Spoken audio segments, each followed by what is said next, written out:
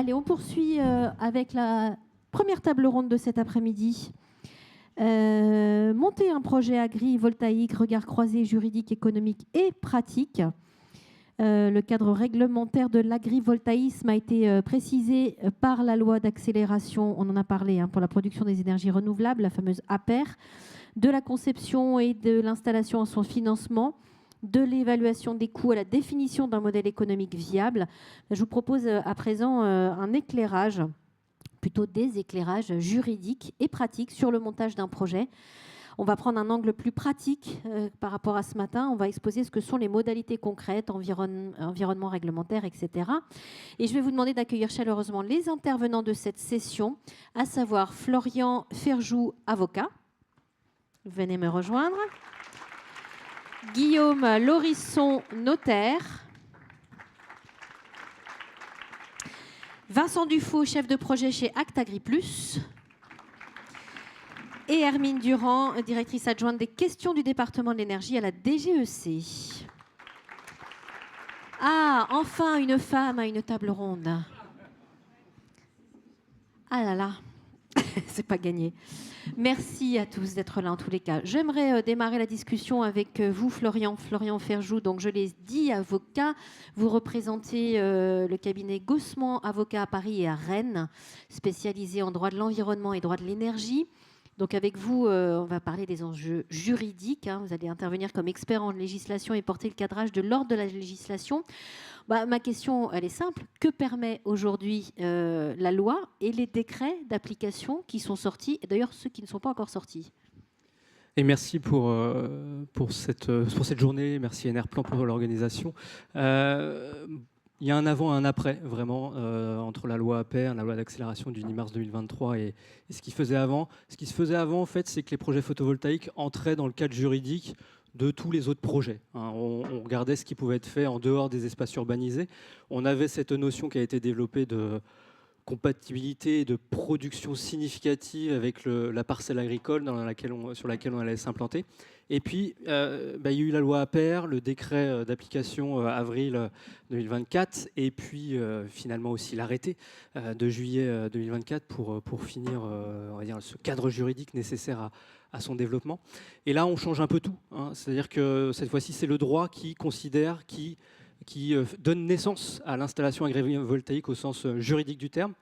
Et à partir de là, on y attache des possibilités, des critères, des conditions.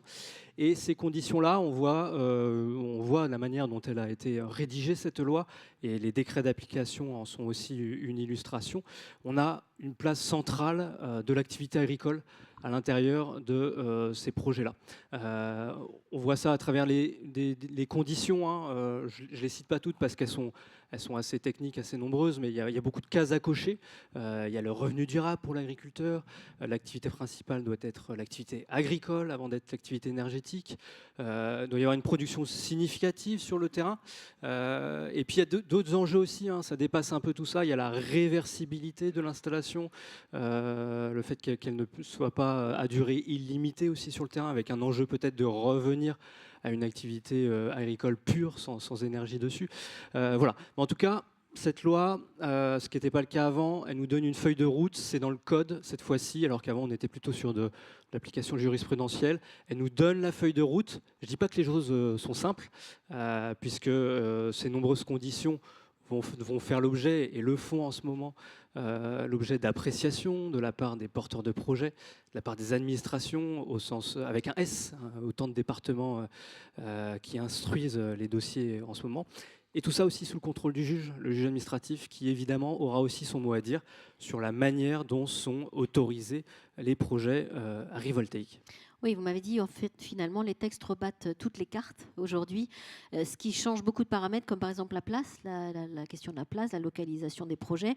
On peut dire que c'est une refonte totale de ce qu'on peut faire par rapport à ce qu'on faisait avant la loi. On n'est plus du tout dans la même logique, c'est ça? Alors, ce qui se passait avant, c'est que de plus en plus, l'administration et le juge demandaient déjà aux développeurs de projets d'avoir cette protection de l'activité agricole sur le terrain. Je vous ai dit, l'activité agricole significative était un critère qui existait avant la loi APER.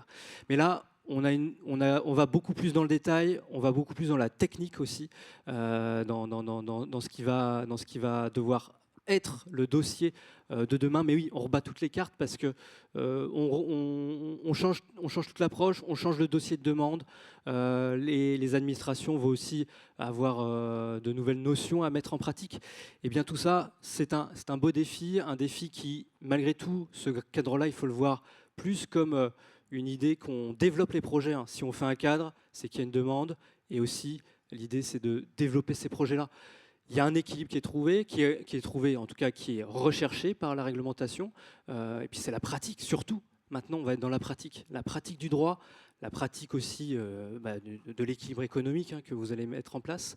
Eh bien, cette pratique du droit, progressivement, va nous permettre d'aboutir aussi à cet équilibre trouvé entre les textes et leur appréciation, entre on va dire cette activité agricole existante et le projet énergétique qui va venir en coactivité de cette activité. Ce qui est nouveau aussi, m'avez-vous dit, c'est cette partie importante du contrôle de l'exécution aujourd'hui. Oui, alors trois éléments très importants qui sont différents de ce qu'on avait avant. D'une, même si elle était là, la place de l'agriculteur exploitant, évidemment. C'est un partenaire du dossier, partenaire du projet. Il y a des éléments contractuels qui vont devoir se développer avec lui pour le développeur. C'est un partenaire parce que finalement, le projet, il ne peut pas se faire sans lui, que ce soit au départ, sa définition, mais aussi pendant son exécution. Et j'en viens aussi à l'exécution, effectivement, parce que ce qui est un peu radical avec la conception d'avant, et même la conception, alors ça c'est plus pour les juristes, du droit de l'urbanisme. Normalement, un permis de construire, une fois qu'on a construit la maison, c'est terminé, on passe à autre chose. On regarde si l'installation, si la construction, si la maison correspond au plan du permis de construire. Et puis l'administration, finalement, elle ne vient juste contrôler si on construit une véranda qui n'était pas autorisée ou autre. Là, on entre dans une autre logique, même si on est dans le permis de construire. La logique, c'est que même quand on sera après la construction du projet, eh bien, on va avoir tout un processus de contrôle de ces installations. Contrôle a priori, avant même son exploitation, et puis contrôle périodique de ces installations. Ça ressemble plus à si on est juriste encore, à du droit de l'environnement plus que du droit de l'urbanisme. Mais cette notion de contrôle, elle est nouvelle. Elle est là, évidemment, pour s'assurer que le projet agricole, il suit bien ce qui a été dit dans le dossier. Et que cette place du projet agricole, elle est toujours là, qu'on soit 5, 10, 15, 20, et donc jusqu'à son terme de l'exploitation de l'installation, jusqu'à 40 ans de sa vie. Mais c'est un élément très très important de cette loi, et d'avoir en tête qu'on n'a pas fini avec l'obtention du permis de construire et la construction de l'installation. C'est toute la vie du projet où main dans la main, l'agriculteur et l'exploitant en tant que développeur doivent développer ce projet-là, qu'il soit énergétique et agricole. Autre partie importante, m'avez-vous dit, le partage de la valeur et le lien contractuel. Ah oui, le lien contractuel entre l'agriculteur et le développeur, il y a beaucoup de choses qui se sont faites, qui se font et qui vont se développer avec l'agrivoltaïsme. Comme je l'ai dit, l'agriculteur, il aura plus une co-responsabilité du projet, selon moi, qu'avant, il avait plus un rôle actif important. Mais là, on est vraiment dans la co-responsabilité. Parce que si l'agriculteur, finalement, ne s'occupe... laisse la terre libre, ne s'occupe pas, ne développe pas de l'activité agricole qu'il y a dessus, ça peut avoir des conséquences sur le projet énergétique agrivoltaïque qui est pris dans un ensemble. Eh bien, ça veut dire que dès le départ, et puis tout au long du projet, va y avoir un rapport contractuel à travailler, qui est en train d'être travaillé, qui est encore en train d'être affiné, effectivement avec l'agriculteur, pour savoir qu'est-ce qu'on fait, comment on fait, quel type d'intervention, quels engagements aussi l'agriculteur va prendre vis-à-vis du développeur, pour que le développeur ne perde pas l'exploitation de son installation. Ça, c'est des questions nouvelles qui sont à développer. Et le deuxième point, vous avez raison, il y a le partage de la valeur. Alors, partage de la valeur, ça fait partie de ces textes-là qui sont annoncés, qui ont été annoncés. Maintenant, c'est difficile de parler au présent ou au passé vis-à-vis du gouvernement. C'était un texte, en tout cas, qui était visualisé, projeté, et que je pense qu'il l'est toujours, sur un travail spécifique de partage de la valeur entre l'exploitant et le développeur et le propriétaire, mais à mettre ça dans une loi et savoir qu'il y ait une loi qui organise ce rapport-là. Donc ça veut dire que c'est parlementaire de discuter de ce rapport-là, éventuellement aussi de discuter du rapport contractuel qu'il y a entre les deux. Alors là-dessus, il y a un projet de loi qui a été déposé sur un bail rural à clause agrivoltaïque, hein, ça a été déposé fin octobre, donc il y a ce débat-là qui sera au Parlement, mais aussi hein, le partage de la valeur, c'était déjà dans l'idée du développement des installations agrivoltaïques, le partage de la valeur avec l'exploitant agricole, parce qu'on connaît le partage de la valeur avec les collectivités. Mais ce partage de la valeur spécifique, il est encore affiné, on ne le connaît pas. On peut malgré tout développer les projets dès aujourd'hui sans ce texte-là. Mais ça fait partie aussi d'un texte qui, je pense, est attendu par le secteur, le monde agricole. Oui, parce que tout ça peut encore bouger. On précise que tous les décrets d'application ne sont pas encore sortis. Alors, pour ce qui est de l'installation agrivoltaïque, des conditions à mettre en œuvre, de la manière de déposer un projet, aujourd'hui, tous les textes sont là. Ça veut dire qu'aujourd'hui, on peut déposer un projet agrivoltaïque on connaît toutes les conditions qui sont à réunir pour les déposer. Ça, c'est la loi APER, le décret d'avril 2024 et l'arrêté de juillet 2024. Il y a des textes qui sont plus parallèles, qui ne sont pas encore publiés. On pense donc à cette loi potentielle sur le partage de la valeur. On en a parlé ce matin, il y a les technologies éprouvées. Donc on sait sur ces textes d'application du décret agrivoltaïque. Ces technologies éprouvées, il y a beaucoup d'attentes forcément pour les développeurs, parce que l'idée c'est, et pour l'administration j'imagine aussi, parce que l'idée c'est d'avoir des technologies qui soient, enfin des projets qui utilisent une technologie facilitée, ce qui permet de rendre plus aisée l'instruction des dossiers, qui allège aussi les conditions à respecter. Sans rentrer dans le détail juridique, par exemple, une technologie éprouvée n'a pas à prévoir une zone témoin, hein, parce que dans l'idée d'une installation agrivoltaïque, on va dire une installation de droit commun, on va dire qui ne rentre dans aucune case particulière. L'idée, c'est d'avoir la zone où il y a l'installation agrivoltaïque et à côté une zone témoin sans, pour pouvoir comparer. Hein, ça, c'est l'exercice du contrôle. On compare les deux tout au long de la durée de vie de l'installation pour savoir si, oui ou non, il y a activité significative sur le terrain, s'il y a un bonus qui provient de l'installation agrivoltaïque. Et donc il y a ces textes-là, oui, qui ne font pas obstacle au développement de l'agrivoltaïque. Hein. Aujourd'hui, les projets se déposent, l'administration instruit, mais qui peuvent être des petits bonus pour faciliter leur implantation. Et puis, on est au tout début. On est au tout début d'une refonte, d'une manière de développer des projets sur les zones non urbanisées. Il y aura forcément des ajustements à un moment donné. Il y aura des choses il y aura peut-être des petits projets dont il faudra fluidifier le développement. Voilà, il y aura toutes ces choses-là qui permettront d'améliorer leur développement. Et on verra en fin de table ronde avec Hermine, maintenant qu'il y a une loi, un décret, un arrêté, quelles sont les prochaines étapes du point de vue du ministère. Mais je voudrais qu'on entende Guillaume Laurisson à présent. Je l'ai dit, vous êtes notaire, vous représentez l'étude Legatis basée à Dijon. On va voir avec vous plus la partie contrat et montage de projet. Et dites-nous, Guillaume, quels sont les enjeux juridiques liés au contrat pour la mise en place d'un projet d'agrivoltaïsme aujourd'hui? Oui, bonjour à tous. Merci pour cette belle journée. Les sujets sont passionnants et l'aspect contractuel fait partie de celui qui est peut-être le moins avancé. Les textes, Maître Ferjou vient de le rappeler, toute la réglementation a été développée ces derniers mois, mais on est face à des difficultés contractuelles puisqu'on a besoin d'organiser la mise à disposition du foncier, réaliser l'exploitation à la fois agricole et agrivoltaïque sur un même site. Donc c'est cette problématique de coexploitation qu'on évoque depuis ce matin. Mais cette coexploitation, il faut qu'on l'organise juridiquement. Et pour l'organiser juridiquement, on est obligé de tenir compte de différentes réglementations qui sont déjà existantes et qui sont extrêmement contraignantes, notamment la question du statut du fermage, c'est-à-dire la réglementation du bail rural, qui est un droit extrêmement précis, complet, protecteur des exploitants agricoles. Hein, c'est toute une réglementation, tout un corps de réglementation que tous les exploitants agricoles connaissent parfaitement, qui ont pour vocation de protéger les exploitants agricoles, de leur accorder une stabilité. Hein, la notion de stabilité, c'est quelque chose qu'on a déjà évoqué ce matin, qui est nécessaire pour les énergéticiens, mais qui est nécessaire également pour les exploitants agricoles. C'est notamment le fait que les baux sont d'au moins 9 ans, qu'il y a un droit au renouvellement, qu'il y a une grande liberté accordée à l'exploitant agricole qui va pouvoir déterminer librement les activités qu'il a le droit d'exercer dans le cadre de son bail rural. Et quand je viens de dire ça, je viens de soulever le point qui est un des points les plus cruciaux, qui est que vont se heurter dans nos relations contractuelles les règles impératives du statut du fermage et dans le même temps les obligations faites à l'énergéticien. C'est-à-dire que d'un côté, dans le cadre du statut du fermage, on voit qu'on a une très grande liberté accordée à l'exploitant agricole.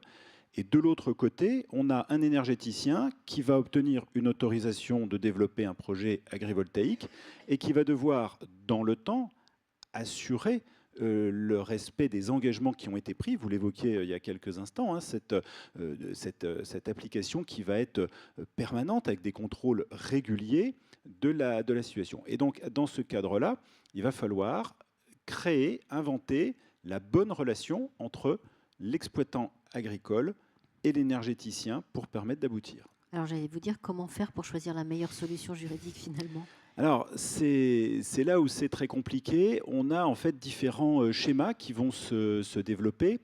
Le schéma qui va avoir la préférence des énergéticiens est celui dans lequel l'énergéticien va pouvoir avoir la maîtrise du foncier au départ. C'est-à-dire que même si effectivement un projet agrivoltaïque est un projet qui va être co-construit, hein, je ne suis pas en train d'enlever ce qu'on a évoqué depuis ce matin, il va être co-construit, mais à un moment donné, l'énergéticien va installer les panneaux. On va parler aussi d'économie. Hein, l'investissement économique est extrêmement élevé. Et cet investissement, quand on regarde les textes, pourrait être rayé très facilement si les engagements ne sont pas respectés. Donc il semble quand même légitime que l'énergéticien puisse avoir la main. Le contrat qu'on utilisait historiquement dans les développements de projets d'énergie solaire, et vous l'évoquiez tout à l'heure, c'était le cadre de droit commun qui a utilisé principalement les baux amphithéotiques ou les baux à construction, qui sont des baux constitutifs de droit réel, c'est-à-dire des contrats à travers lesquels on va conférer au locataire un droit renforcé puisqu'il peut agir sur le terrain pratiquement comme un propriétaire. Là où un locataire ne peut pas faire de travaux, d'aménagement sans l'accord de son propriétaire, quand je suis titulaire d'un droit réel dans le cadre d'un bail amphithéotique ou d'un bail à construction, je vais avoir la possibilité de construire, d'aménager.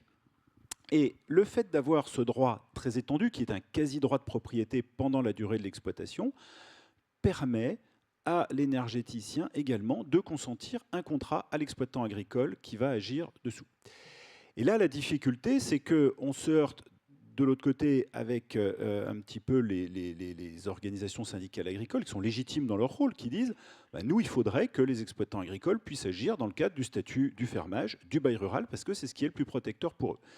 Le problème, c'est que de l'autre côté, j'ai des énergéticiens qui ont besoin de garder une maîtrise sur l'activité agricole qui va être réalisée pour ne pas risquer la remise en cause des autorisations qu'ils ont obtenues. Alors aujourd'hui, la plupart des schémas qui ont été retenus s'appuient sur le COMODA, hein, le COMODA prêt à usage, c'est-à-dire en fait cette mise à disposition à titre gratuit à l'exploitant agricole, qui lui permet d'avoir la disponibilité du foncier sans avoir à verser de fermage, mais qui va permettre à l'énergéticien d'imposer un cadre un petit peu plus strict sur la façon d'utiliser le terrain. Je prends un exemple qui est extrêmement simple. On est aujourd'hui là avec la Fédération nationale ovine. Si j'installe des panneaux qui sont adaptés à la présence de moutons, il n'est pas question qu'on vienne installer des bovins dessus qui risquent alors à la fois de se faire du mal à eux, mais également de dégrader l'installation. Donc il faut qu'on arrive à pouvoir imposer un mode d'exploitation, alors que le statut du fermage prévoit bien la maîtrise pleine et entière des cultures et des choix culturaux au profit de l'exploitant agricole. Donc c'est là où on va rechercher ce contrat. Alors, ça a été évoqué il y a quelques instants. Il y a effectivement des recherches qui ont été faites et une réflexion du législateur sur la mise en place d'un bail à clause agrivoltaïque, dont l'idée justement est d'aller chercher cet équilibre. Protection et stabilité pour l'exploitant agricole, mais contrôle de l'activité réalisée par l'énergéticien également. Alors, je l'ai dit, vous êtes notaire. Est-ce que vous voyez une recrudescence de ce type de dossier aujourd'hui? Est-ce que vous pouvez peut-être illustrer, sans nommer évidemment les personnes, mais dites-nous un peu.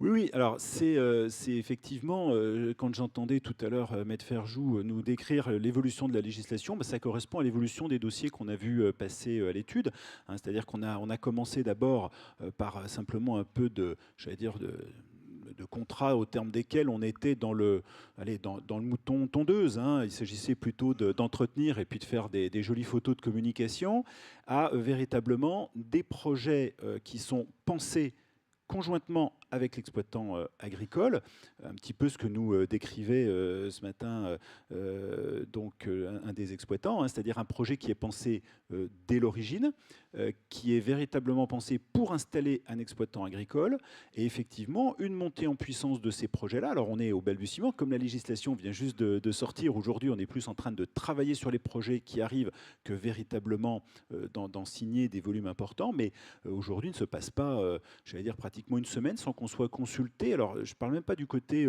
énergéticien, c'est vraiment des exploitants agricoles, clients de l'étude ou du groupe au sein duquel je travaille, qui nous contactent en disant, voilà, je suis approché, je mène une réflexion avec un énergéticien, et ils viennent nous chercher pour justement connaître un petit peu les dangers juridiques ou les opportunités, etc. Donc il y a une montée en puissance qui est objective ici, et il y a manifestement un intérêt fort du public agricole pour ces sujets. Merci beaucoup. On verra avec vous et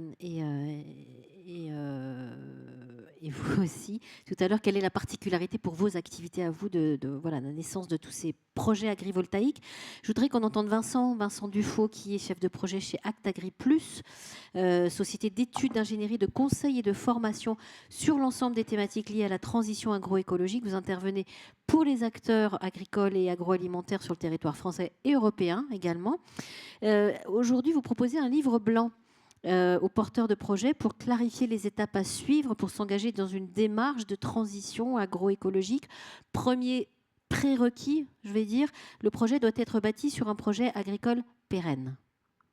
Tout à fait, oui, absolument. C'est plutôt que le livre blanc, c'est ce qu'on appelle le recensement chez Act Agri Plus, et je suis sûr que beaucoup de développeurs ici le consultent chaque année, mais c'est le même principe. On a énormément discuté sur le cadre, hein, le cadre juridique. Le maître Ferjou a bien développé surtout le volet quel est le cadre d'un projet agrivoltaïque, et donc tout ce qui est assise foncière, tout ce qui est notariat autour avec Monsieur Laurisson, maître Laurisson. Mais une fois qu'on a un cadre, il faut quand même le remplir. Une fois qu'on a un cadre, il faut quand même mettre un tableau dedans.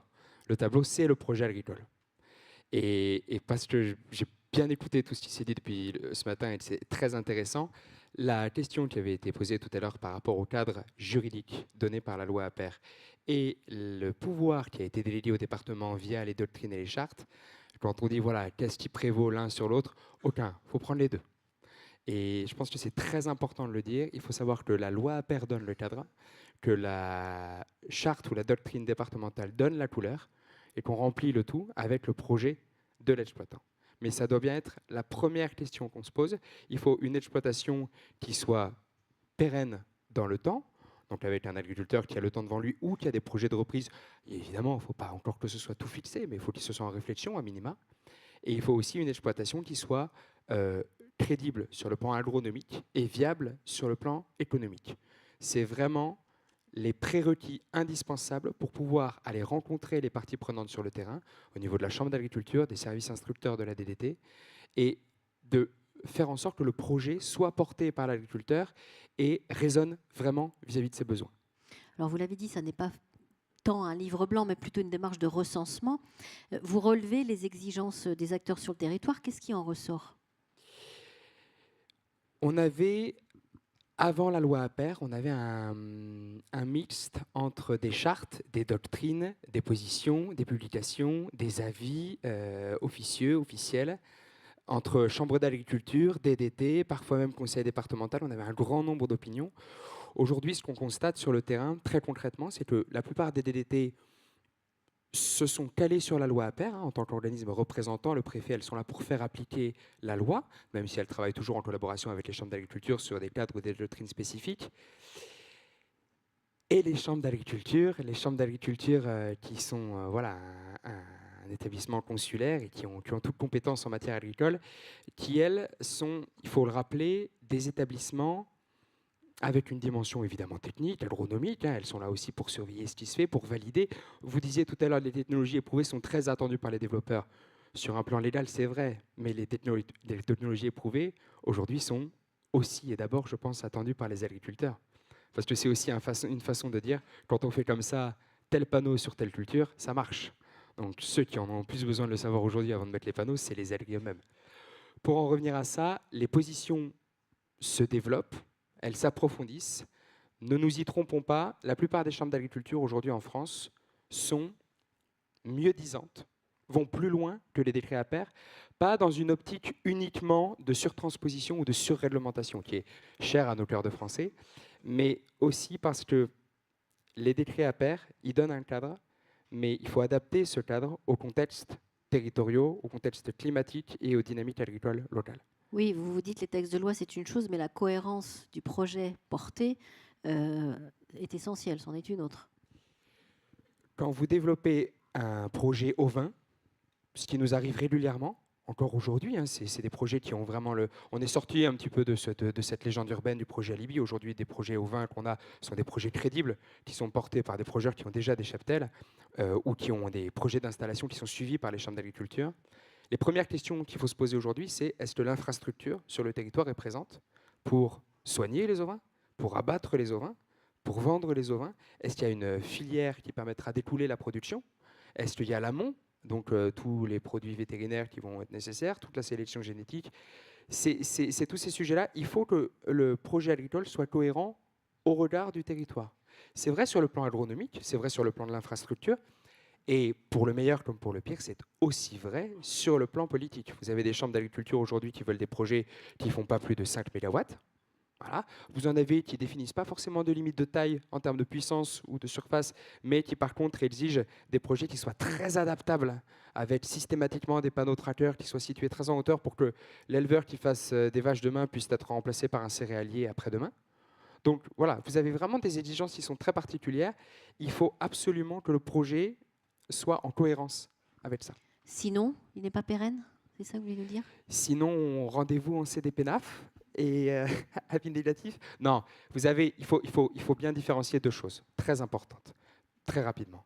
Vous avez des projets agricoles qui sont extrêmement fiables, extrêmement crédibles, pérennes sur le long terme et économiquement viables, mais qui ne rentreront pas tout à fait dans le cadre de la loi APER.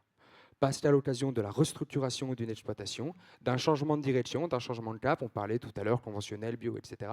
Il y a tout un tas de sujets qui font qu'on peut sortir, mettre un pied en dehors du cadre de la loi APER. Et à l'inverse, vous avez des projets qui rentrent parfaitement dans le cadre de la loi, mais qui ne répondent pas pleinement aux exigences locales de la Chambre, ou ça peut être aussi même de la Comcom ou de la coopérative. Vous pouvez illustrer, c'est possible? Bien sûr.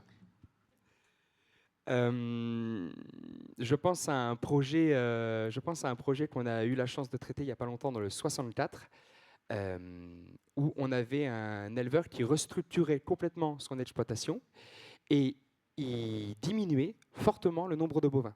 Parce qu'il passait alors, justement, c'était ça le problème. Il restait sur la même SARL, il y avait un associé qui partait, il restait sur la même SARL et il diminuait grandement le nombre de bovins. Parce qu'en fait, comme un associé partait, il restait seul. Et comme il n'y avait pas changement de structure juridique à l'origine ou quoi, le problème qu'on a eu, c'est qu'il y avait mathématiquement une diminution du revenu, puisqu'il y avait diminution du nombre de bovins. Donc c'est en changeant de structure juridique qu'on a pu se référer à une moyenne départementale plutôt que de regarder l'historique de l'exploitation. Et c'est grâce à ça, sur conseil d'ailleurs et en concertation complète avec la DDT du 64, la DDTM, que le projet a mis un pied dans la loi APER. Et ce qu'il faut retenir de ça, et des exemples, on en a 2-3 comme ça, ce qu'il faut retenir de ça, c'est que quand on a un projet qui est super solide, super crédible, mais qui ne rentre pas tout à fait dans le cadre de la loi, on peut trouver des solutions techniques, des aménagements techniques, et on peut discuter avec les acteurs locaux et les parties prenantes.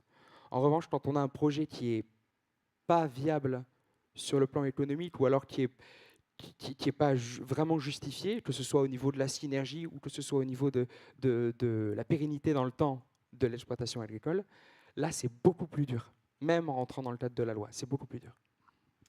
Merci beaucoup. Je voudrais qu'on entende à présent Hermine Durand et merci d'être là. Hermine, je rappelle que votre titre exact est sous-directrice du système électrique et des énergies renouvelables au sein de la Direction générale de l'énergie et du climat du ministère chargé de l'énergie.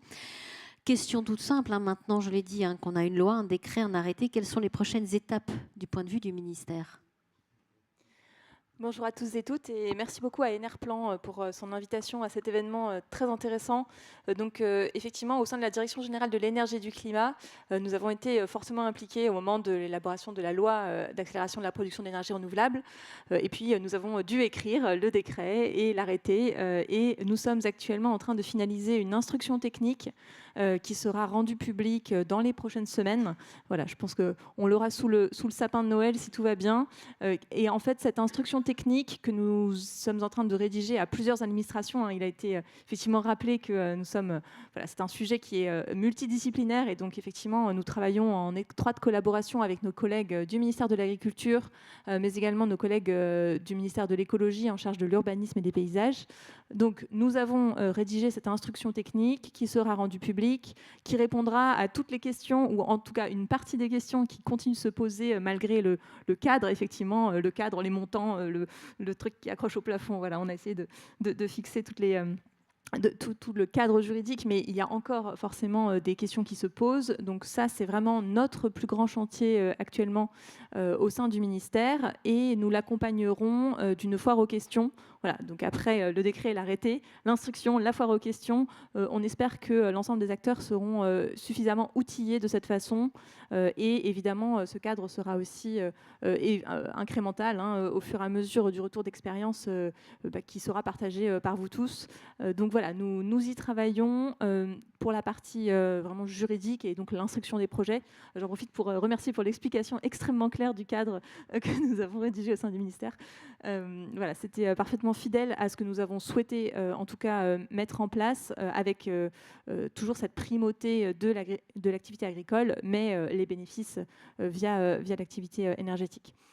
Concernant le volet soutien public, je crois qu'il a été mentionné, les projets agrivoltaïques sont encore des projets avec de gros coûts d'investissement et donc des projets qui restent coûteux, qui nécessiteront dans les prochaines années un soutien public. Donc au sein de la DGEC, nous travaillons aussi sur l'adaptation du cadre de soutien à ces projets, que ce soit les grands projets ou les plus petits projets. Donc nous allons... prochainement lancer une réflexion pour voir comment faire rentrer l'agrivoltaïsme à la fois dans nos appels d'offres pour les plus grands projets et dans les arrêtés tarifaires pour les petits projets. Cela fait le lien aussi avec la programmation pluriannuelle de l'énergie que vous connaissez peut-être, qui est notre feuille de route énergétique.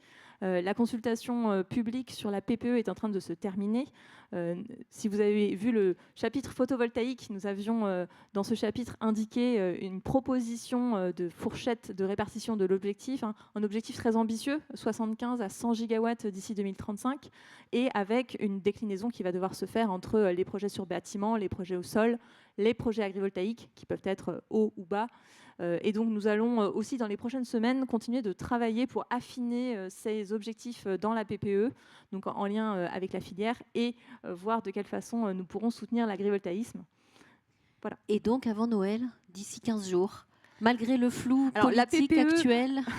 Alors, il a été dit, j'ai entendu une petite pique tout à l'heure sur le fait qu'on ne savait pas si les décrets étaient lancés, étaient avortés, étaient...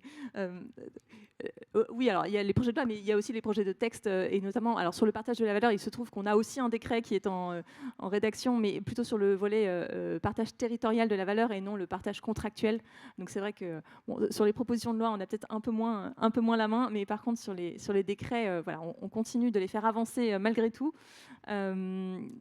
Voilà, donc la PPE, non, je ne m'engagerai pas sur la PPE sous le sapin de Noël. Alors, en tout cas, l'instruction, oui, mais la PPE, il nous reste quelques semaines ou mois de travail avant qu'elle puisse être publiée par décret, évidemment. Mais l'administration continue d'y travailler. Ah, je pensais que vous preniez le micro. Maître Ferjou, bon, on le sait, on est encore loin d'une harmonisation au sein de l'Hexagone, mais est-ce qu'on peut rêver d'une harmonisation d'un texte européen sur l'agrivoltaïsme ? Ah, c'est... poser la question peut-être à l'État s'ils sont investigateurs. Je ne sais pas si c'est si c'est vraiment un débat européen par rapport à, j'avoue, peut-être qu'Enerplan en sait plus que moi directement. Mais par contre, pour revenir sur l'harmonisation locale, on accueille évidemment favorablement l'instruction ministérielle là-dessus. Pourquoi ? Parce que il y a cette feuille de route qui est tracée aujourd'hui. Malgré tout, elle pose énormément de questions, des questions juridiques. J'ai envie de dire qu'il y a autant de dossiers que de questions aujourd'hui, je pense, devant les administrations. Et devant les administrations, parce que Enerplan centralise aussi des remontées et on voit que les administrations départementales peuvent avoir des appréciations divergentes sur les notions, au-delà même de la place des chartes ou de leur prise en compte, mais même sur des notions juridiques qu'il y a aujourd'hui dans le code de l'environnement, de l'urbanisme, l'énergie et du décret, on a des divergences d'interprétation. Il faut bien penser aussi qu'aujourd'hui, voilà, on est sur une refonte, on a beaucoup de notions juridiques, beaucoup de notions à interpréter, et il y a un défi de l'harmonisation qui est très important pour les développeurs, pour les agriculteurs qui seront en coactivité aussi. Mais tout ça renvoie à ce qu'est la lisibilité, c'est-à-dire lire le droit, comment bien l'appliquer, comment déposer les projets les plus sécurisés pour qu'ils avancent vite. Et ça, c'est un sacré défi, toujours, surtout quand on rebat les cartes et qu'on remet des nouvelles conditions. Mais c'est un jeu que tout le monde doit jouer. Le développeur, quand il développe, quand il dépose un dossier, eh bien, il fait ce premier jeu d'interpréter des notions. Mais l'administration aussi fait ce jeu d'interpréter. Et maintenant, on sait, oui, ça a été mentionné, la CDPENAF a un rôle majeur dans l'agrivoltaïsme. Pourquoi ? Parce qu'elle donne un avis conforme. Conforme, c'est-à-dire que si elle dit non, le projet ne se fait pas. La CDPENAF, je pense qu'elle doit se responsabiliser par rapport à ce rôle-là. C'est plus facile de donner un avis simple négatif pour un projet, d'avoir un droit de vie ou de mort sur un projet. C'est différent. Finalement, il y aura un peu plus de juridique, je pense, c'est mon avis, à la CDPENAF. Et là-dessus, la petite vigilance et la prise en compte de ces chartes et documents, qui sont des documents que les développeurs, ils se nourrissent aussi de ça. Ces chartes-là ne doivent jamais franchir la barre du droit applicable. Ça, c'est la limite. Et c'est la limite aussi à l'harmonisation territoriale de toutes les différentes règles. Ça, c'est un point important. En revanche, ça ne veut pas dire que le projet ne répond qu'à des considérations nationales. Il doit aussi répondre à des considérations locales. Ce matin, on a parlé d'acceptabilité, adhésion. Plus il y aura de projets agrivoltaïques, moi je le vois aussi dans d'autres domaines de l'énergie renouvelable, plus il faut s'ancrer dans les territoires et voilà, présenter son projet, ne pas qu'il y ait d'obstacles à ce projet-là.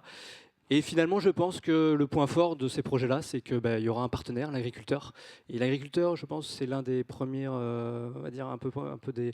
ce sera peut-être le principal fer de lance de ces nouveaux projets agrivoltaïques qui sont. Au niveau du droit de l'Union européenne, je ne sais pas s'il y a des réflexions au niveau de l'Union européenne sur l'agrivoltaïsme. Je n'en ai pas en tête, je ne pense pas. Je pense qu'ils ont beaucoup d'autres choses à faire sur le pacte vert déjà. Mais peut-être qu'on y viendra dans une directive pacte vert comme on peut l'avoir sur d'autres éléments comme le droit des déchets par exemple. Quelle est la... Oui, allez-y, je vous en prie Vincent. Si je peux apporter juste un tout petit éclairage, une seconde. Sur l'Union européenne, comme vous le disiez, à Tadric+, on a la chance aujourd'hui d'avoir un petit regard sur l'ensemble des pays de l'UE et un petit peu dans les pays en voie de développement aussi. On a clairement 3 pays qui sont en avance sur leur temps dans l'Union européenne, c'est la France, l'Allemagne et l'Italie. Le reste aujourd'hui se pose beaucoup moins la question de l'agrivoltaïsme. Et en termes de réglementation, on est sûrement avec l'Allemagne, on est sûrement les plus aboutis. L'Italie est en train de développer une réglementation, mais elle est encore en cours d'écriture. Et donc, des 2 plus aboutis que nous sommes avec l'Allemagne, nous sommes sans aucun doute les plus restrictifs pour avoir un terme qui soit politiquement correct. Chacun jugera si c'est à juste titre ou pas, mais c'est assez intéressant de voir ça. Solar Power Europe, aujourd'hui, à l'échelle européenne, se positionne et tente d'aller vers la Commission européenne pour justement amorcer ce travail d'harmonisation. Mais déjà qu'on voit qu'en France, au sein même des régions, au sein même des départements, on a des opinions qui peuvent varier du tout au tout. Imaginez à l'échelle de l'Union européenne, c'est un chantier titanesque. Hermine, vous intervenez quand vous le souhaitez. La question que j'avais envie de vous poser, Florian Ferjou et Guillaume Laurisson, c'est quelle est finalement aujourd'hui la particularité de l'instruction de projets agrivoltaïques pour vos métiers respectifs ?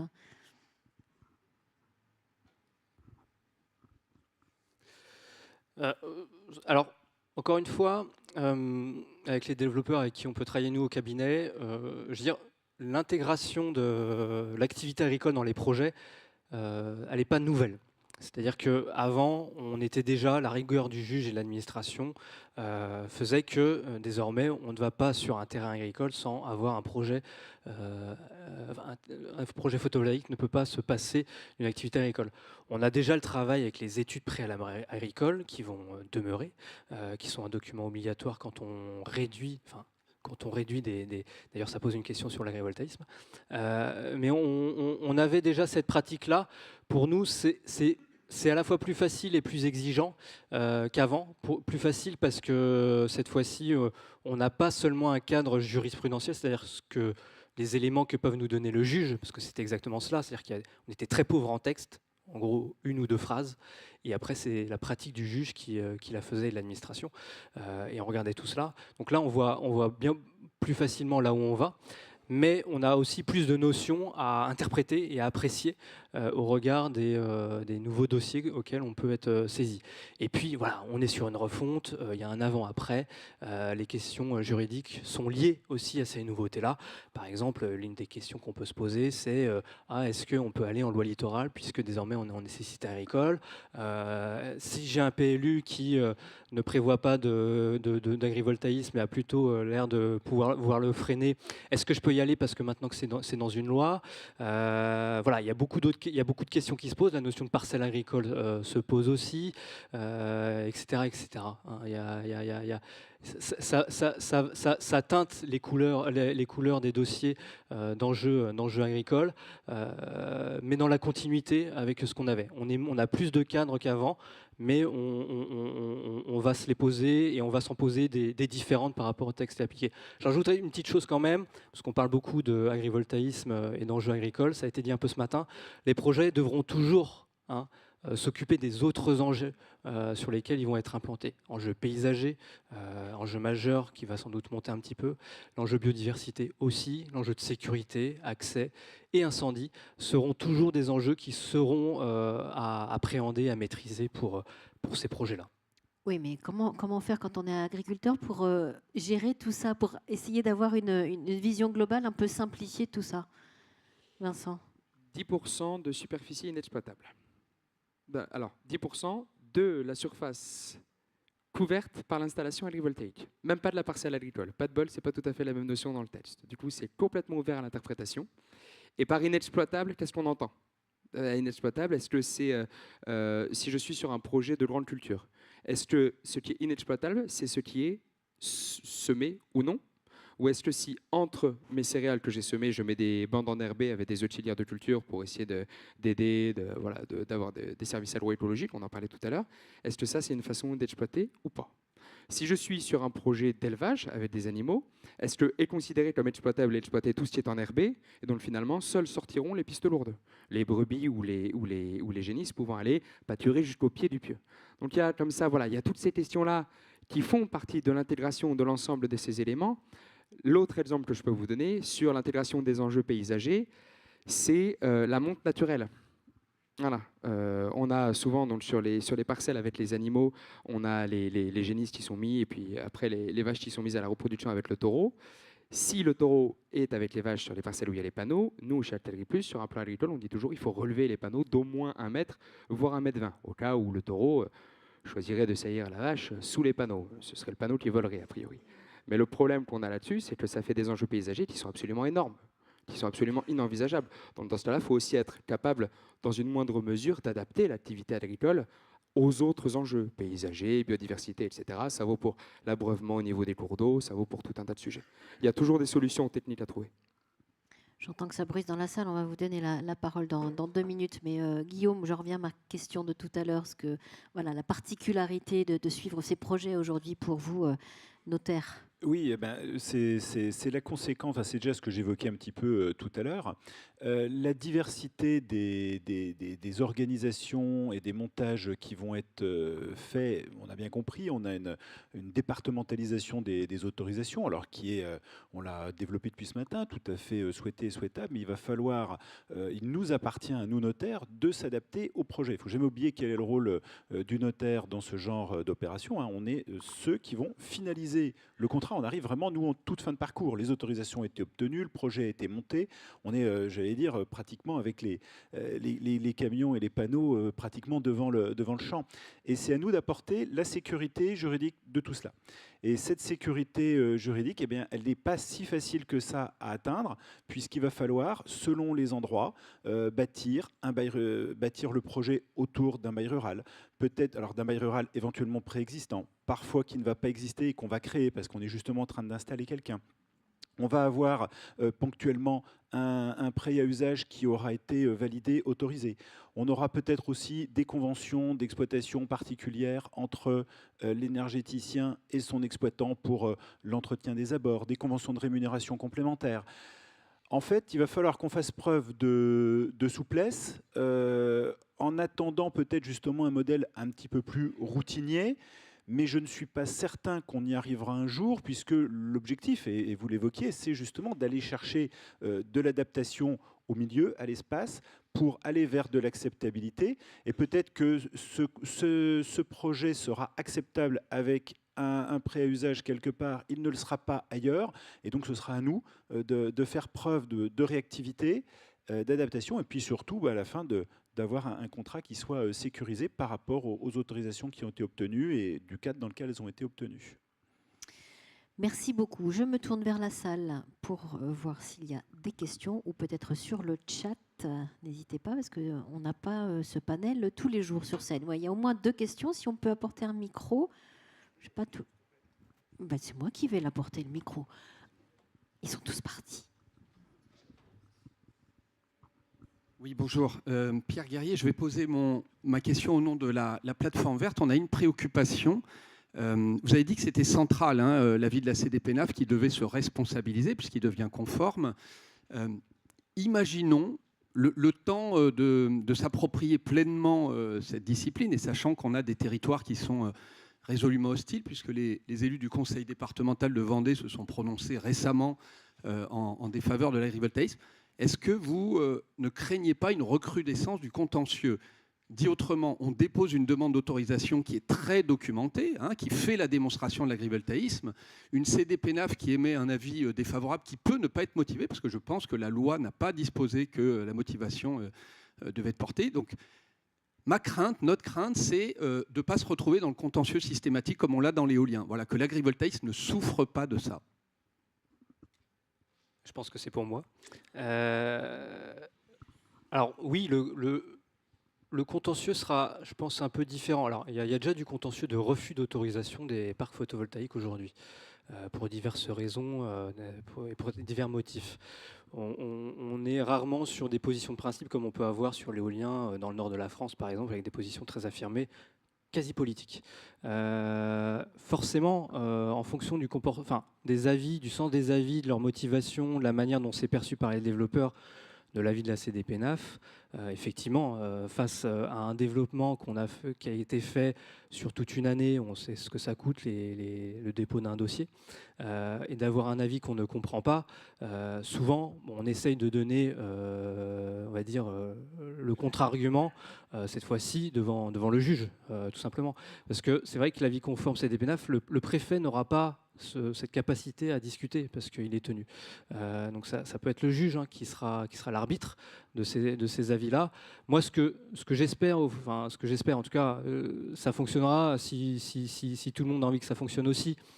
C'est sûr, si on a une résistance très forte, ça pose d'autres questions. Le juridique, c'est second temps.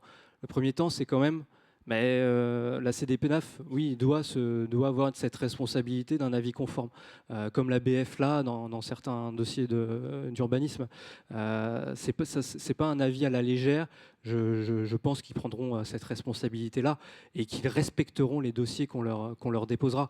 Et le cadre et la route qui est dessinée, elle sera de toute façon réussie avec la CDPENAF, bien entendu. Évidemment, ponctuellement, on peut avoir des poches de résistance et peut-être que le juridique sera une solution. Je pense que le politique, d'abord, les signaux qui pourraient être donnés par les administrations centrales aussi, et puis aussi les discours nationaux.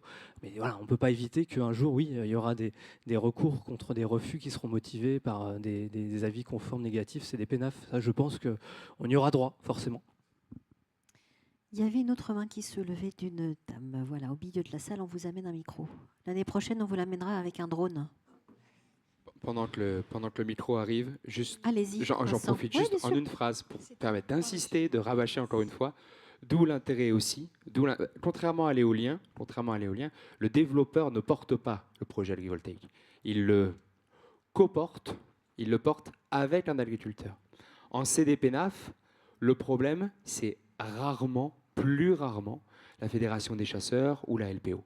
C'est fréquemment la Chambre d'agriculture pour des positions plutôt politiques et éventuellement la DDT pour des positions réglementaires. S'il y a des problèmes réglementaires, ce sont des problèmes techniques. Bon, je vous fais confiance aux développeurs dans la salle pour les anticiper, dans la mesure du possible. Les problèmes politiques, un développeur est moins légitime, n'est pas autant légitime qu'un agriculteur pour aller en chambre d'agriculture et exposer son projet, son bien fondé et son besoin. D'où l'importance de le porter avec l'agriculteur, que ce soit l'agriculteur qui s'adresse à la Chambre, absolument, à tout prix. D'où l'importance aussi d'avoir des agriculteurs fiables et des agriculteurs qui ont envie de porter le projet avec vous. Je suis convaincu que c'est le cas des gens qui sont ici dans la salle, mais sur le terrain, parfois, on a des occasions plus foncières que agricoles qui se présentent à nous. Il faut vraiment avoir des agriculteurs solides. Et là, par contre, les maîtres sont légitimes pour aller à la Chambre d'agriculture et dire « mon projet, c'est ça, discutons-en ». Merci.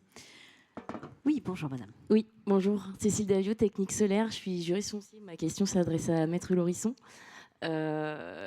Plutôt partie cadre juridique. Vous avez parlé de la proposition de loi de bail rural avec clause agrivoltaïque. Donc j'ai deux questions par rapport à ça. Déjà pour avoir votre avis sur cette proposition de loi, que ce soit celle de la FNSEA ou celle portée par Franck Menonville, qui moi me semble quand même lacunaire. On a quelques articles par rapport au statut du fermage qui en regroupent peut-être une petite centaine.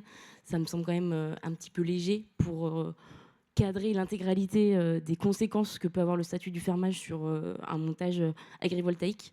Donc je voulais avoir un petit peu votre avis vis-à-vis de cette proposition de loi. Et dans un deuxième temps, peut-être que vous nous parliez du montage et de la proposition innovante que vous avez pu porter avec Monsieur Benoît Grimont-Prez dans votre étude, votre groupe de travail qui est paru à la semaine juridique, qui a été très suivi en tout cas de notre côté. Merci d'ailleurs, j'en profite au passage, de vous remercier de vous être saisi de ce sujet parce qu'on est un peu seuls, les juristes de notre côté, on est un peu seuls et on a besoin de vos lumières et des lumières des universitaires pour nous orienter dans ce cadre juridique qui est difficile.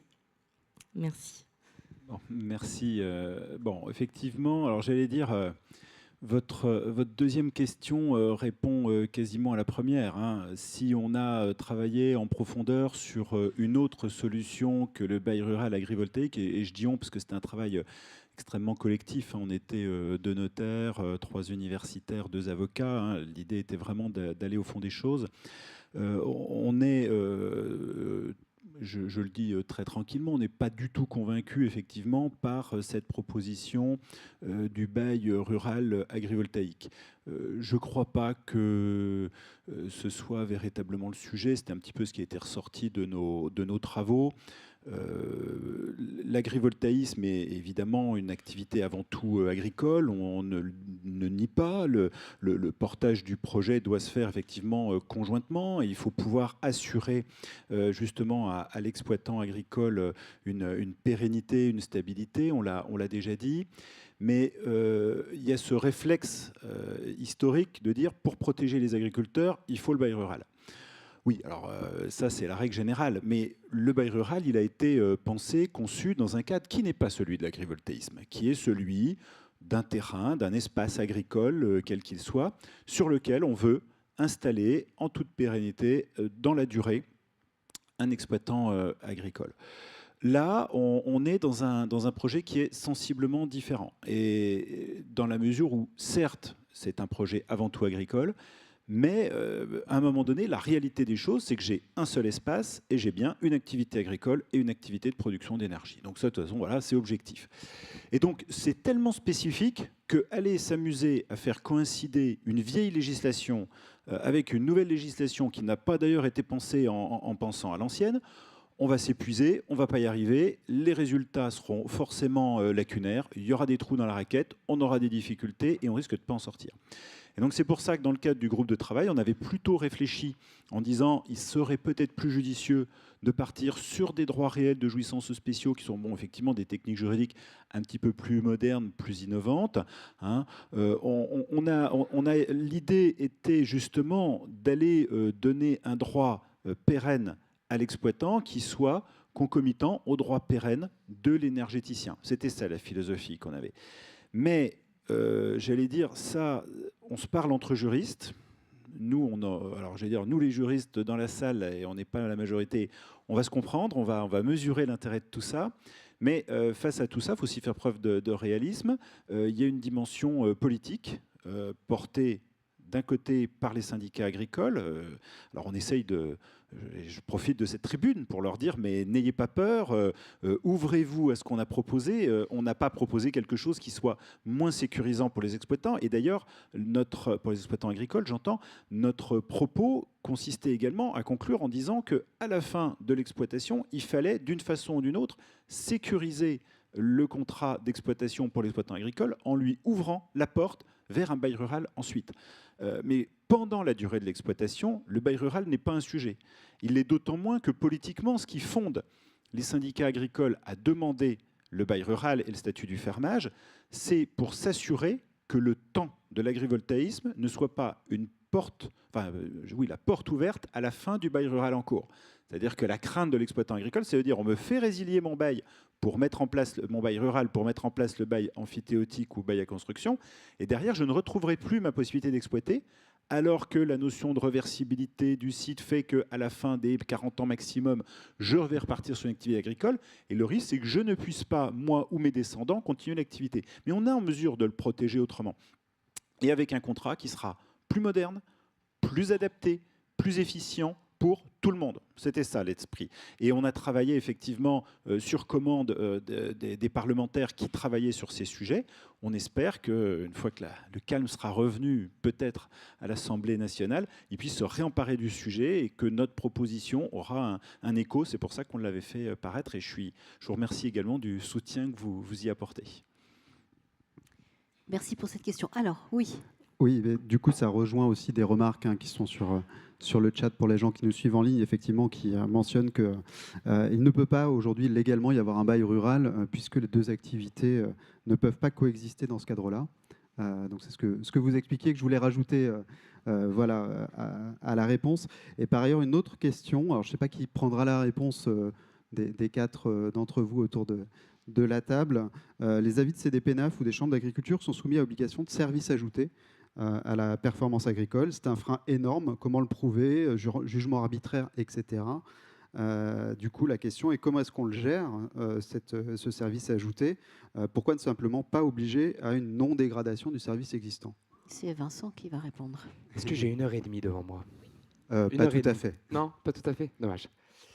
Mais vous avez le temps de développer. Défini. Oh oui, mais sinon on va tous s'endormir. Ça a été défini dès mars 2023. Il y a 4 synergies. Parce que j'y reviendrai après. Le terme de service, c'est un terme qu'on utilise moins chez Altergri Plus dans un autre cadre. Nous, on va préférer le terme de synergie agrivoltaïque, mais c'est les 4 services des décrets, qui sont l'amélioration de l'impact et du potentiel agronomique, l'adaptation au changement climatique, la protection contre les aléas climatiques et l'amélioration du bien-être animal, voilà, pour les projets d'élevage. Comment vérifier qu'on les rend effectivement avant implantation de la centrale et modification du milieu physique et agricole dans lequel on se trouve? Aujourd'hui, nous, chez Altairi Plus, on a la chance d'avoir monté un partenariat avec un bureau d'études qui s'appelle Agrisoleo, que vous êtes sans doute nombreux à connaître, et qui a développé un logiciel de simulation numérique de la centrale sur les parcelles, qui s'appelle Optisoleo, et qui nous permet, compte tenu des dimensions de la future centrale, de la nature du sol, de la nature du climat, de l'exposition, de tout un tas de paramètres, de venir simuler la future température, de faire des études lumineuses. Et donc, en simulant les futures caractéristiques physiques et biologiques du schéma de la future parcelle, agrivoltaïque, d'aller chercher ou une diminution de la température pour les animaux ou un rendement de pousse de l'herbe. Aujourd'hui, c'est plus compliqué d'aller chercher du rendement sur des plantes en C4 comme le blé, le maïs, etc. On s'y attelle indirectement via des études lumineuses. Ça, ce sont des données aujourd'hui qu'on produit au CDPENAF et ce sont des choses aujourd'hui qui sont de leur aveu même indispensables pour les conforter dans la prise de décision qui de toute façon comporte une part de risque. On est dans des simulations, on est dans du prévisionnel, ça ne dispense pas ni du contrôle préalable à la mise en service, ni d'un premier contrôle 6 ans après. Mais ça permet de montrer qu'on a réfléchi à sa copie, qu'on a monté quelque chose de crédible en cohérence avec le besoin de l'agriculteur.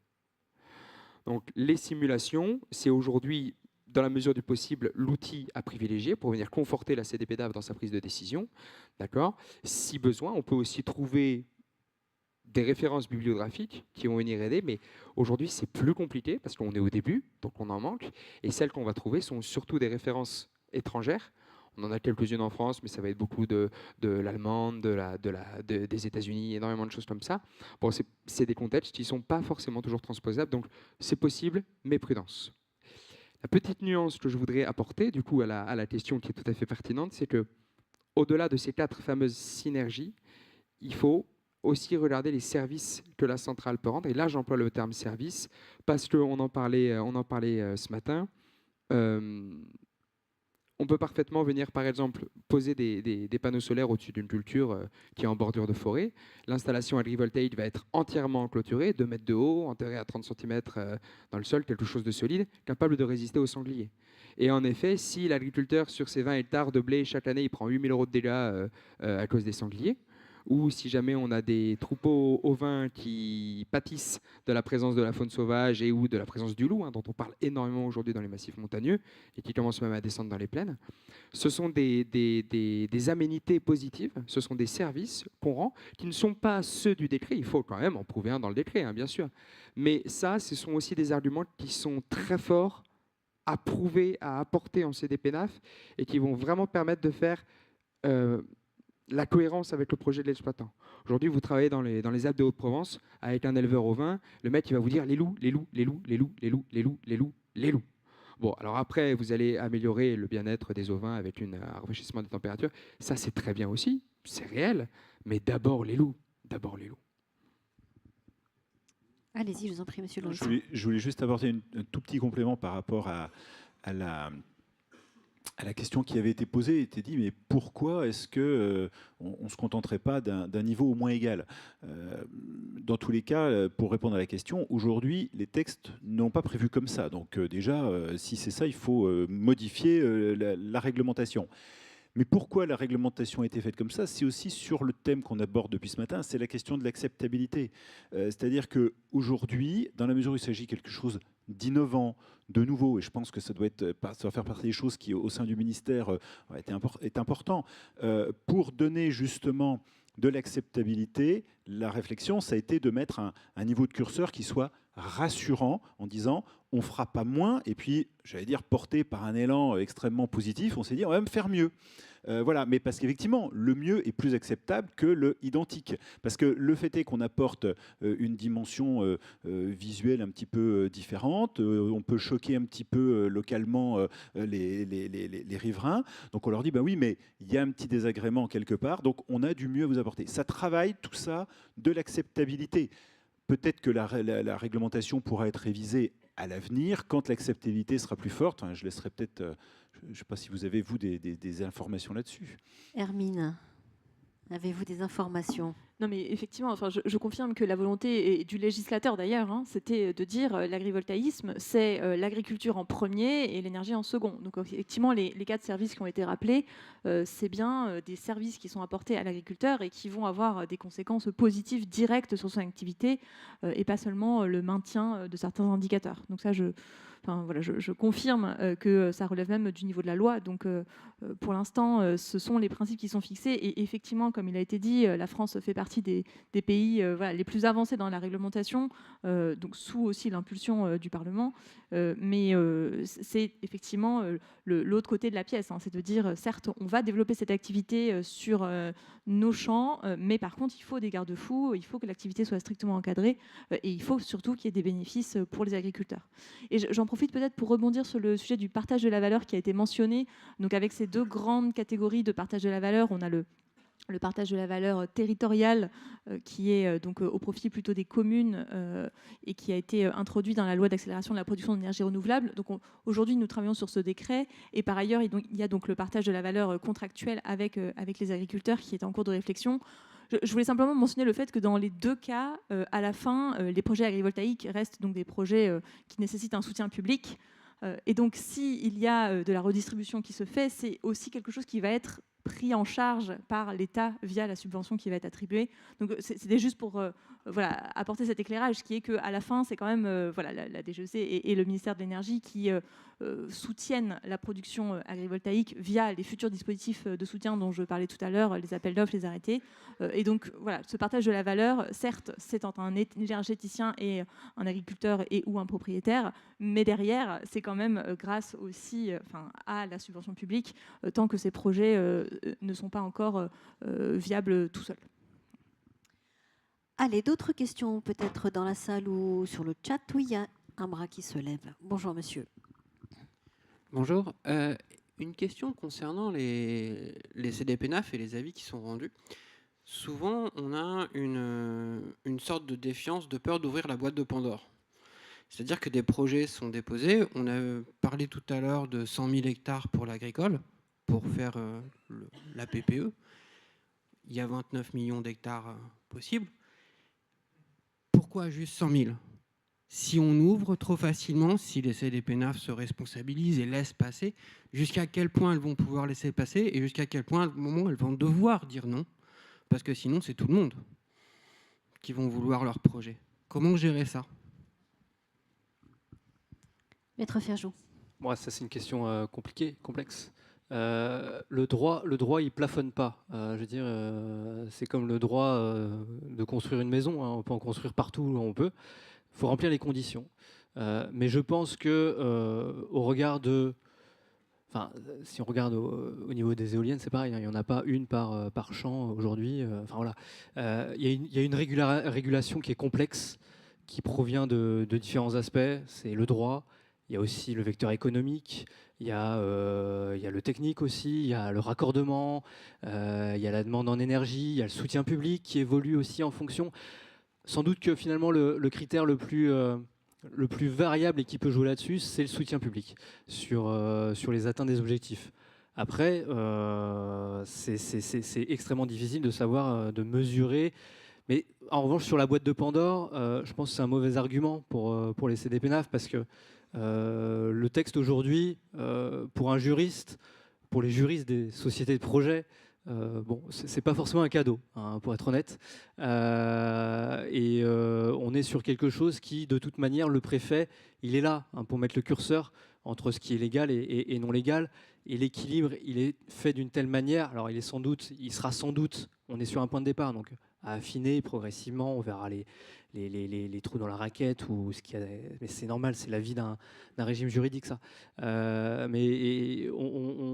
La CDPENAF, elle n'est pas là pour moi pour contrôler la légalité des projets. C'est autre chose. C'est avoir une autre appréciation. Mais elle ne doit pas se sentir comme voilà. Dans cette idée-là, c'est la loi qui fait ça. Et je peux vous dire que si la loi finalement, on se rend compte qu'on peut mettre des panneaux sur tous les champs de la France. La loi ne serait pas écrite de cette manière-là. Elle a ses garde-fous et elle évoluerait très vite, de toute manière. Hein. Donc voilà pour, en tout cas, ma participation à la réponse. Vincent, un complément. Pour rebondir immédiatement sur ce qu'a dit Maître Fréjou, la CDPENAF, elle n'est pas là en effet pour valider et dire ce qui est légal ou non. Par contre, elle est là pour dire ce qui est acceptable ou pas sur son territoire. La nuance est là, elle est de taille, mais ça veut dire que sur le plan pratique, c'est quand même très important. Comme vous l'avez très bien dit tout à l'heure, on ne peut pas mettre sur le même cadre la loi, les décrets à pair, ces arrêtés d'application, et une charte, une doctrine départementale. On ne peut pas les mettre sur le même cadre. Mais une charte ou une doctrine n'est absolument pas négligeable. Il faut absolument la prendre en considération et y déroger portera atteinte d'une façon ou d'une autre au projet et à son acceptabilité. Contrairement à la loi, il y a éventuellement des moyens de négocier, il y a éventuellement des moyens de discuter de la Chambre d'agriculture et d'obtenir des dispositions, des aménagements sur présentation d'un argumentaire construit. Contrairement à la loi, on a mis sa ceinture ou on ne l'a pas mise. Mais par contre, c'est extrêmement important de le respecter et à mon sens, c'est aussi ça beaucoup qui va limiter plus que limiter, moi j'aurais utilisé le terme orienter le développement de l'agrivoltaïsme sur les territoires. On a des territoires qui ont opté pour des petits projets très collectifs, avec un grand partage de la valeur, etc. Mais les difficultés techniques que ça suppose, quand on limite un projet à 5 MW crête, on se rend compte très vite qu'il faut que le poste source ne soit pas loin, sinon ça ne va pas trop passer. Il y a des gens qui mettent, comme je le disais tout à l'heure, un accent sur la polyvalence des installations, d'autres qui mettent en exergue le besoin agricole. Donc il y a vraiment une direction qui est donnée par les chartes, par les doctrines, qui n'est absolument pas à négliger. Et c'est à mon avis ce qui va aussi réguler ce sujet de boîte de Pandore. Responsabilisation de la CDPENAF n'est pas uniquement par rapport à la loi. La CDPENAF, ce n'est pas que la Chambre d'agriculture, et il faut aussi qu'elle soit transparente vis-à-vis de sa doctrine, qu'elle l'applique. Mais contrairement à avant, voilà, les refus devront être motivés par la loi, par contre plus que par la doctrine. On a le temps de prendre encore une question ou deux. Je ne sais pas s'il y a des questions sur le chat aussi. Je ne vois plus de mains qui se lèvent dans la salle. Si, monsieur Houbou, on vous amène un micro. Bonjour. Bonjour, Benoît Fabre. Il y a une loi en France qui interdit tout engrillagement. Qu'est-ce que ça va faire sur les projets photovoltaïques ? Je ne sais pas si on a bien compris votre question, monsieur. Il y a une loi en France, notamment en Sologne, mais partout ailleurs, qui interdit les engrillagements.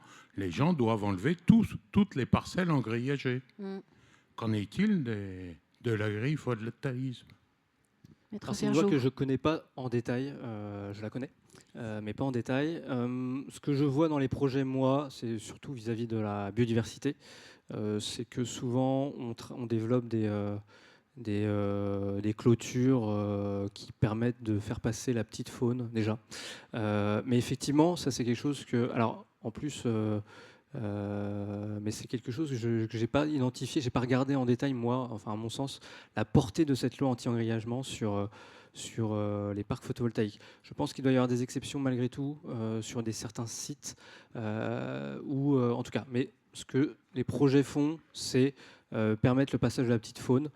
Mais faudra regarder effectivement pour savoir quelles sont les implications de cette loi engrillagement. Je n'ai pas la réponse exacte, monsieur, c'est une très bonne question. Personne souhaite apporter de complément sur cette question, Hermine ou Vincent? Non. Une question? Oui, madame, on va vous apporter un micro. Au milieu de la salle, levez la main, qu'on vous identifie. Voilà, il arrive. Pardon, monsieur, excusez-moi. Et puis on marquera une pause à l'issue. Bonjour, Nausicaa Rodakis de The Energy. On a parlé donc effectivement du cadre contractuel, des montages, de la pérennité de l'exploitation. On vient de parler de l'engrillagement et donc des sujets assurantiels qui vont se poser aussi. Comment vous intégrez dans toutes ces réflexions qui font évoluer la loi et le cadre les prêteurs? Parce que la problématique qu'on a aujourd'hui quand on a un projet qui obtient ses autorisations, ça c'est super, qui a un raccordement possible, ça c'est encore mieux. Derrière, on va devoir aller chercher le financement.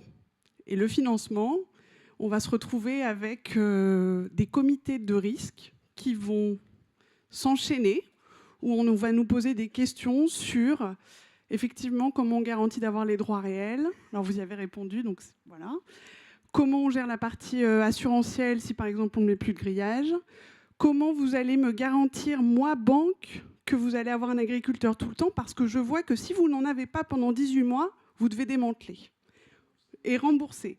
Donc, comment on intègre cette partie prenante qui est clé dans le montage et dans le fait de sortir les projets, les gens qui ont les cordons de la bourse et qui aujourd'hui sur la partie agrivoltaïque sont un peu en panique parce qu'ils se demandent, ils ont envie d'aller là-dedans parce que voilà, tout le monde a son fond un peu pour aller vers du vert, vers les ENR, mais le cadre qui est donné aujourd'hui fragilise la bancabilité des projets.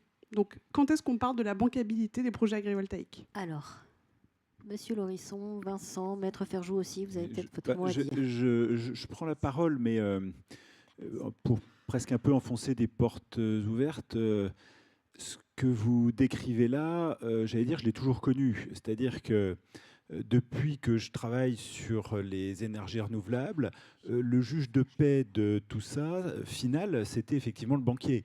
C'est-à-dire que quand on prépare toute la documentation juridique, et principalement le bail amphithéotique qui était le cœur du contrat, c'est un petit peu moins vrai finalement maintenant sur l'agrivoltaïque, à la fin, il y a toujours effectivement les services juridiques de la banque qui viennent s'assurer que toute l'opération, elle est effectivement finançable, qu'il n'y a pas de risque de remise en cause, ce qui est légitime. Hein. Je serai le prêteur, j'aurai la même prudence, évidemment. Donc le notaire a un rôle clé dans tout ça, en termes de sécurisation de l'ensemble des contrats, s'assurer effectivement que le bail amphithéotique tient la route, que le contrat est équilibré, qu'on a effectivement un contrôle suffisant de l'énergéticien. Je l'évoquais tout à l'heure, je dis que c'est bien ça qui nous pose problème. C'est pour ça qu'on dit qu'on essaye d'inventer un nouveau modèle. À aujourd'hui, sur les projets dont j'ai pu avoir connaissance, le schéma qui est développé à travers bail amphithéotique qui intervient évidemment après l'ensemble des autorisations, hein, on est bien d'accord, hein, toutes les autorisations sont purgées de tout recours, chacun des obstacles, parce que finalement c'est un peu vécu comme ça, a été franchi, et on arrive, on régularise ce bail amphithéotique, donc les droits réels sont là, ils peuvent être hypothéqués, il n'y a pas de difficulté. Et puis le nerf de la guerre, c'est effectivement le contrat entre l'exploitant et l'énergéticien. Et là, chaque énergéticien va avoir un petit peu sa façon de l'organiser, de l'orchestrer. Le seul conseil moi, que je donne, évidemment, c'est de faire prévalider par les services de financement les termes du contrat. Alors là où c'est un petit peu délicat, c'est que certains projets ont été développés bien avant l'entrée en vigueur des textes, qu'il y a eu des pré-contrats, des engagements qui ont été pris, qu'il faut réécrire un petit peu maintenant. Et quand on réécrit alors qu'on est pratiquement sur le point de commencer à installer les panneaux, c'est pas le plus confortable, c'est pas le plus facile. Donc c'est un peu c'est beaucoup de travail, beaucoup de vigilance, beaucoup d'échanges pour s'assurer qu'effectivement chaque législation est bien respectée. Mais on va y arriver. Hein. Vincent, on va y arriver. J'avais promis de ne pas me faire de pub, mais comment pourrais-je laisser passer une telle occasion, malheureusement? Très concrètement, au niveau des bureaux d'études, ce sont des questions qu'on se pose aujourd'hui, tout à fait, comme l'a très bien dit Maître Laurisson, qu'on prend à bras-le-corps. Si j'avais un conseil à vous donner, ce serait, bon, évidemment, de vous entourer des meilleurs, mais en tout cas, de vous entourer de bureaux d'études qui vont avec vous appréhender l'ensemble des risques liés au territoire, à l'activité agricole, aux défis techniques. Parce que le sujet, par exemple, du grillage, évidemment, de façon c'est légal, il faudra toujours un grillage.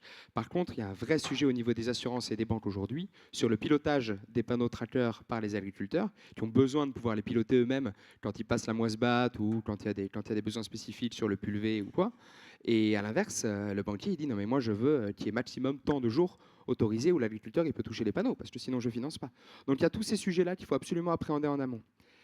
L'agriculteur, il fera pas. Enfin, ou alors, rendez-vous dans 50 ans dans cette même pièce et vous me le montrez, mais je ne suis pas sûr qu'il y ait un jour un agriculteur qui fasse les 40 années de suite sous la centrale. Il y a forcément un moment où ça va changer. Il y a forcément un moment où ça va bouger. Dans ce cas-là, la question, c'est est-ce que le territoire est suffisamment dynamique pour proposer autre chose? Est-ce qu'il y a de l'infrastructure? Est-ce qu'il y a de la diversité? Et ça, vous avez besoin, je crois, aujourd'hui, d'une expertise et d'un œil extérieur. Pour nous, c'est des choses qu'on fait aujourd'hui très en amont, même des projets, pour aller chercher les financements avant même tout développement. C'est de dire, voilà l'idée, voilà le projet porté par un exploitant. Est-ce que c'est quelque chose qui, demain, pourrait être viable? Aussi bien le côté agricole que, finalement, le côté solaire.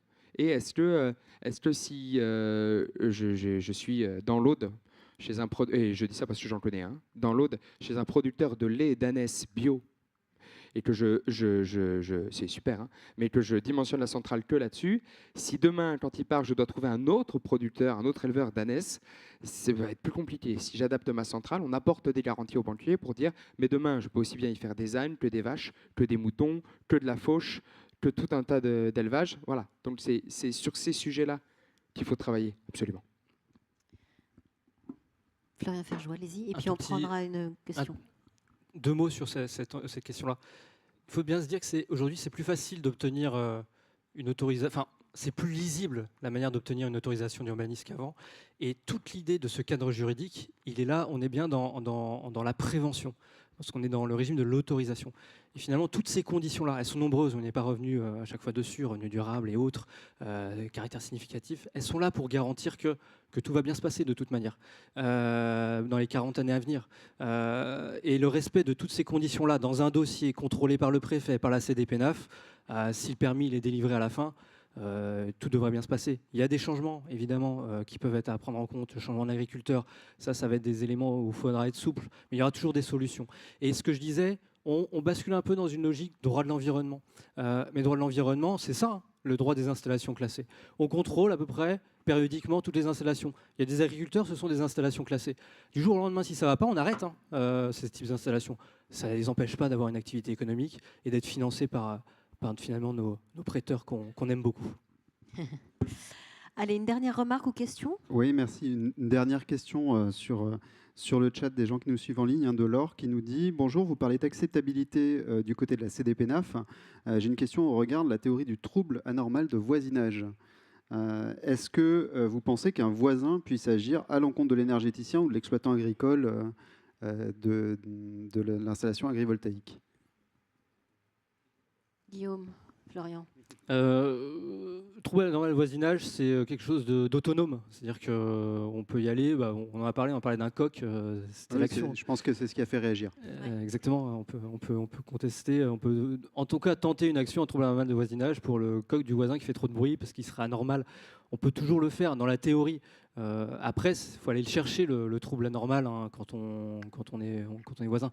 Et pour le coup, voilà, on a déjà cette question-là d'ailleurs en matière éolien, qui, je pense, est à un degré un peu plus fort en termes d'influence. Ce n'est pas non plus un terrain de contentieux qui est particulièrement développé et où il y a les actions qui réussissent. Ponctuellement, on ne peut jamais l'écarter parce qu'il y a des circonstances très, très, très particulières. Mais de manière générale, avant que le parc photovoltaïque, agrivoltaïque devienne un trouble anormal de voisinage pour un voisin qui aura fait cette action autonome, voilà. Et je pense qu'il y aura besoin d'énormément de circonstances particulières. Ce n'est pas un risque lié au développement de ces projets-là, à mon sens. Guillaume Laurisson, vous voulez rajouter quelque chose ?